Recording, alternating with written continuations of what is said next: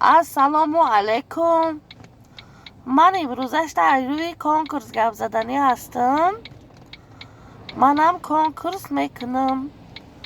من پریز در کنکورس میمونم.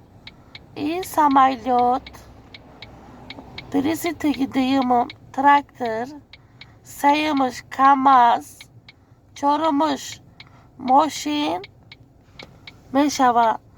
پریزی ما به پلای کنکورسی ما به پلای در تماشا کنین. کمتر میخندین. در این غریبی خندم در کار عمر آدم دراز میکنه.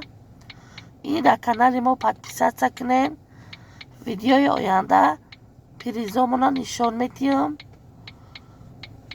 نصیب کنه انشالله. تا ویدیوی آینده را در پناه الله باشید.